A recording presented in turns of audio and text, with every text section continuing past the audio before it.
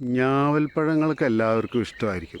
ചെറുപ്പത്തിൽ നമ്മൾ ഒരുപാട് ഞാവൽപ്പഴങ്ങൾ വഴിയരികിലൊക്കെ നിന്ന് പറിച്ച് തിന്ന് ശീലമുള്ളവർക്ക്, അതിൻ്റെ രുചി അറിയുന്നവർക്കൊക്കെ വലിയൊരു നൊസ്റ്റാൾജിയാണ്. ഒരു ഞാവൽ വേണമെന്ന് ഞാൻ ആഗ്രഹിച്ചിട്ട് ഒരുപാട് ഞാവൽ തൈകൾ വെച്ച് പിടിപ്പിച്ചിട്ടായിരുന്നു.